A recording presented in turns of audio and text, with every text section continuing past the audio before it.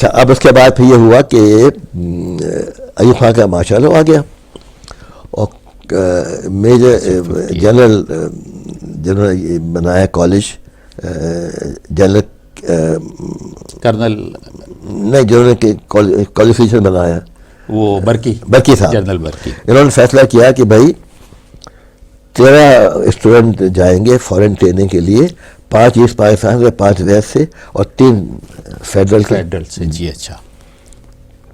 ہم نے اپلائی کر دیا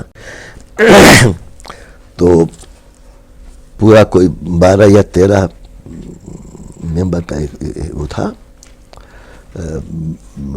بورڈ ہوگا سر. ہاں بورڈ تھا. جی اور ہم بھی پہنچ گئے تو کرنل جعفر ڈی جی تھے.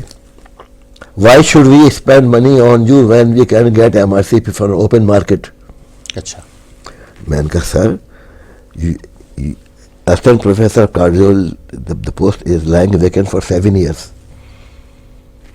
کہنے لگے you will do in cardiology. کوئی کرتا نہیں تھا. ایک آئے تھے صاحب، انہوں نے کہا ٹراپل بیری سے، انہوں نے کہا ڈگری میں لکھا نہیں. میں کہوں کارڈیولوجی میں کیا ہے. کرنل جعفر نے کالج کو لکھ دیا کس نے کیا ہے. He was debarred from appearing in any further post because of disinformation. صحیح. تو وہ واحد صاحب آئے تھے ایسٹ پاکستان سے، تو انہوں نے واحد آسک سائنس سیمنٹر کا. میں نے کہا سر ان کے زمانے کی جو بریگیڈیئر سرور ہو گئے تھے فزیشین ٹو دی پریزیڈنٹ، یہاں ایک وارڈ ان کو مل گیا تھا. جی اچھا. تو ان کو بڑی زبانی یاد تھی اور اس زمانے کی پینشن یاد تھی. تو میں نے کہا کہ پین، سویٹنگ اینڈ شاک. تو میں نے کہا یہ سائنس ہے. اور پھر کہنے لگے there are certain patients who come very sick and then they become suddenly well.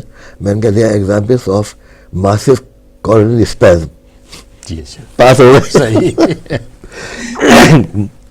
تو سب پاس ہو گئے، سلیکٹ ہو گئے. جی. چلے گئے. تو یہ ہوا کہ گورنمنٹ سے سیلری ملے گی وہاں پر اور شاید کچھ اور تھے. پھر اتفاق سے کولمبو پلان جی میں انہوں نے ٹرانسفر کر دیا. جی اچھا. وہ بہت اچھا تھا. 75 پاؤنڈ منتھ ملتے تھے اس زمانے میں.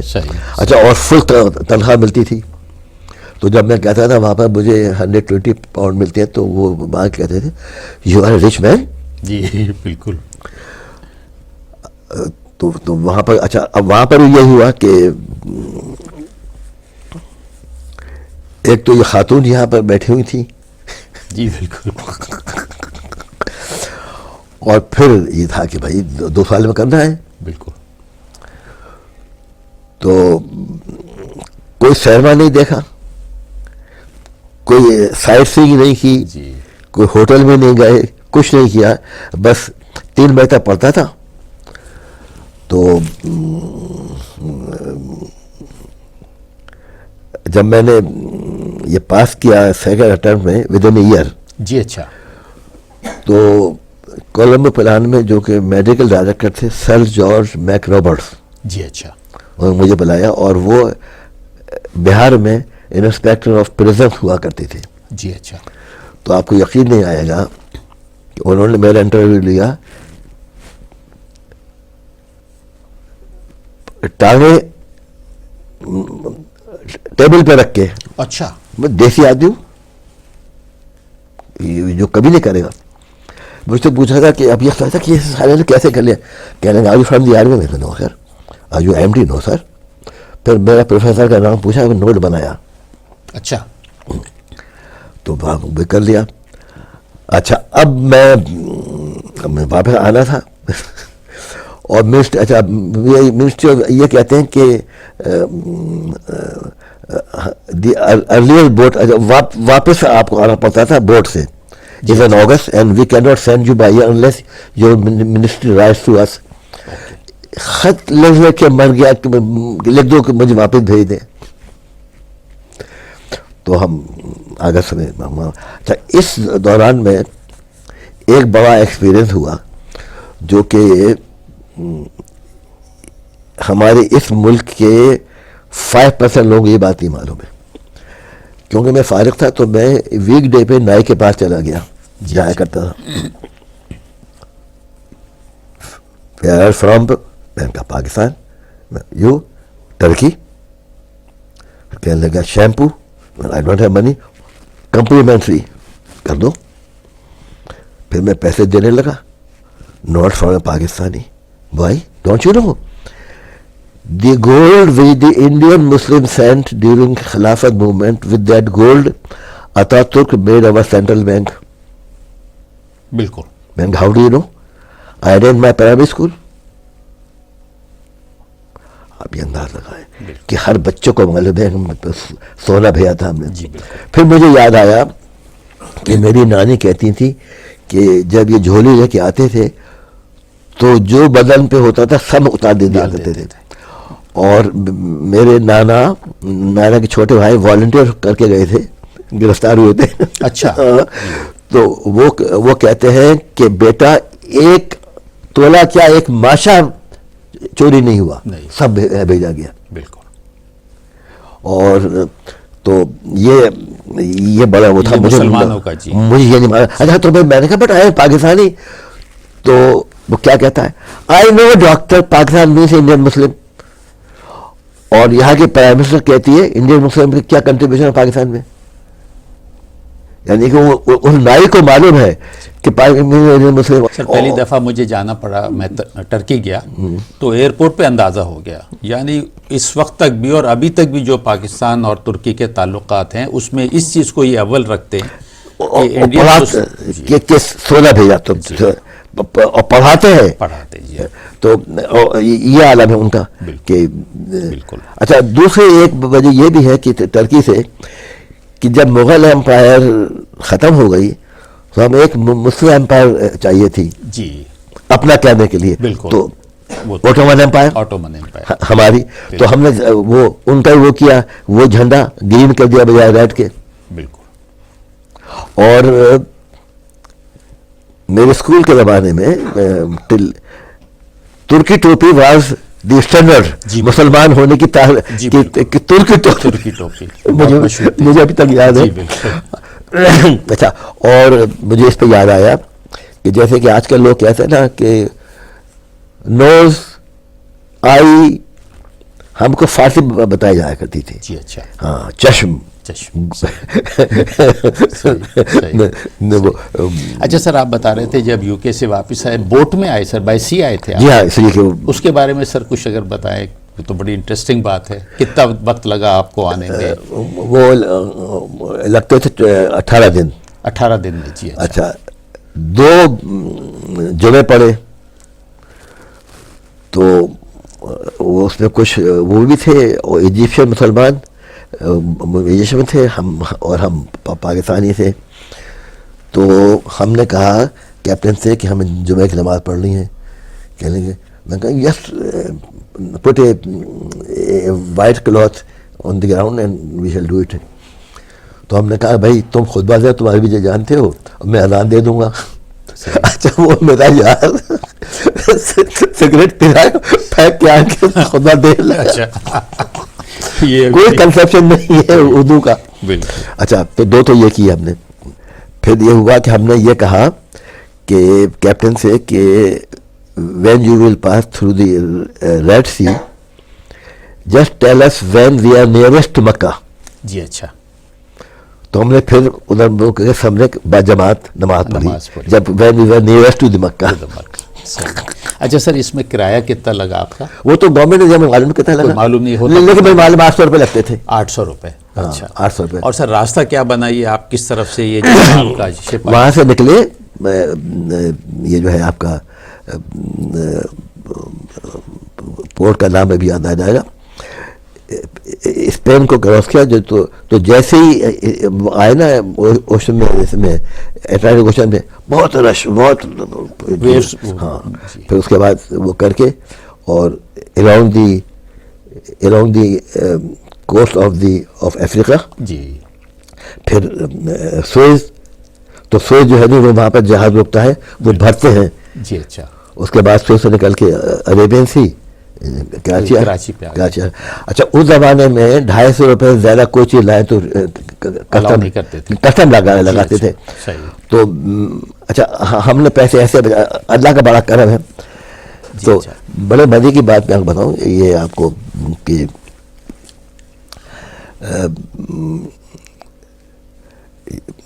پروفیسر قاسم صاحب ہمارا جو پروفیسر تھا گلاسگو میں، ان کا کلر فیلو تھا. اچھا. انہوں نے مجھے پرچہ دیا تھا، میں اس کیا تو اس نے مجھے ڈاکٹرس میتھس میں جگہ دے دی ایز اے اسٹوڈنٹ. اچھا وہاں پہ یو کے میں؟ ہاں گلاسگو میں. جی اچھا. اور آپ بلیو نہیں کریں گے ہفتے میں کیا دیا کرتا تھا، central heated room and 4 meals. صحیح. You will not believe it. 2.5 shilling. جی اللہ فار 1 week. وہ اسٹوڈنٹس کو دیکھیں سر کتنا سبسیڈائز کرتے تھے نہیں وہ تو میں انٹائٹل نہیں تھا. جی. تو خیر تو وہ وہاں 6 مہینے میں نے بڑے پیسے جمع کر لیے. جمع کرے. وہ لطیف منائی صاحب میرے سینئر تھے. لطیف مناز صاحب یہ سر جو جناح میں رب صاحب کے علاوہ دوسرا جو وارڈ تھا ان کا پروفیسر لطیف صاحب. جی اچھا. ان کے ایک کزن انہوں نے ان کا نام بتا دیا تھا. جی اچھا. تو جب کبھی پاکستانی کھانے کا جی چاہے تو ان کے چلے آ کے تو اچھا کھلا دیا کرتے. صحیح. تو پھر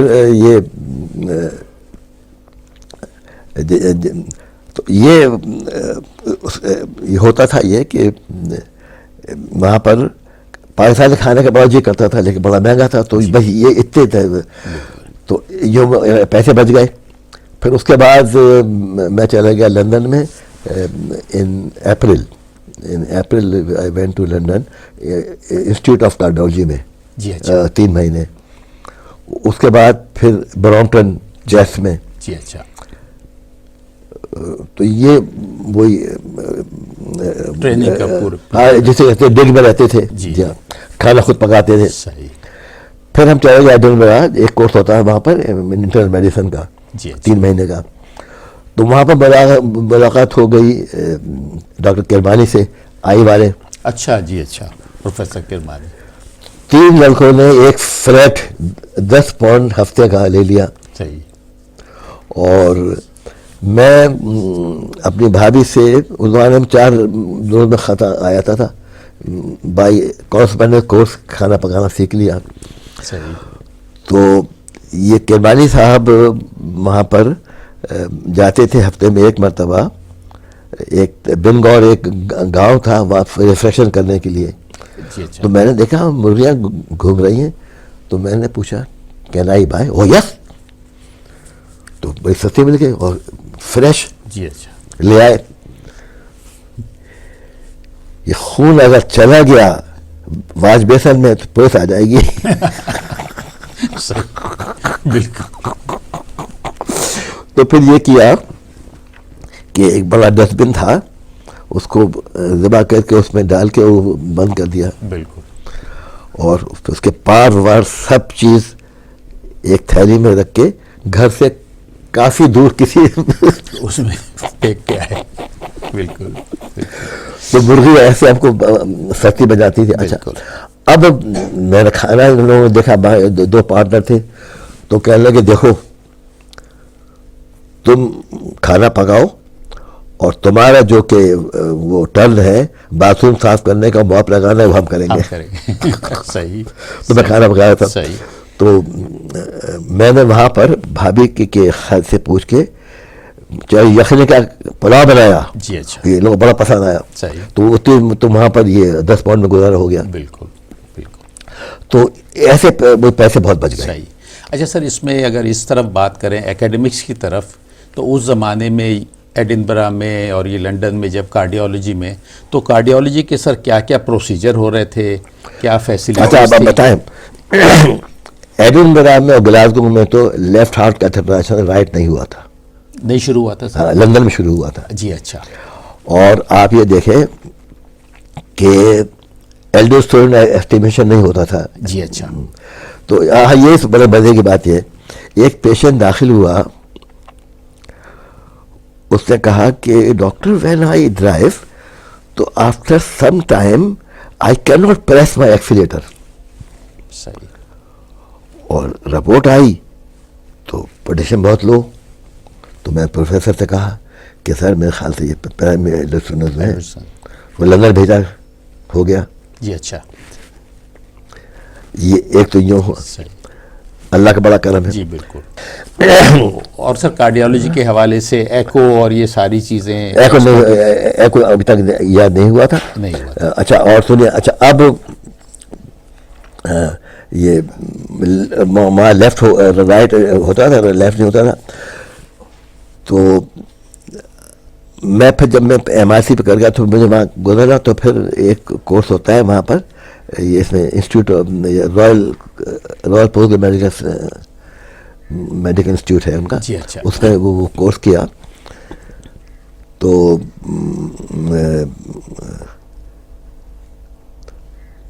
وہاں پر وہ شیرن فورڈ پروفیسر ہے, انہوں نے ایک بنایا ہوا تھا آسکلٹیشن کا. جی اچھا. بائی بالکل میگنیفائڈ آتا تھا. جی جی بالکل. تو کہنے لگے ہو ول والنٹیئر, تو میں نے کہا میں چلا گیا. کہنے لگے ویئر شوڈ آئی پٹ, میں نے بتایا. پھر کہنے لگا واٹ از اٹ, میں نے کہا اے ایس ڈی. میں نے کہا fix spreading of the second sound. پھر کہنے لگا کیتھرائز میں بتاؤ, تو میں بتانے لگا کہ رائٹ ایٹریم یہ ہوگا. جب میں رائٹ وینٹریج تک پہنچا, کہنے لگا are you telling from the records. اچھا. پھر مجھ سے کہنے لگا کہ مجھے روک لیا, میرے ساتھ میرے پاس جاب کرو. میں نے کہا سر آئی ایم گوئنگ ہوم. یہ بیٹھی ہوئی تھی. میں کل ہیمرسمتھ میں جاب تو بالکل. ہاں, تو باہر ہم آ گئے. لیکن یہ کہ اتنی ٹریننگ وہاں ہوتی تھی, اس لیے کہ بات یہ ہے کہ اتنا یو کین ناٹ اسکیپ, آپ کام میں کریں نکال لیے جائیں گے. اچھا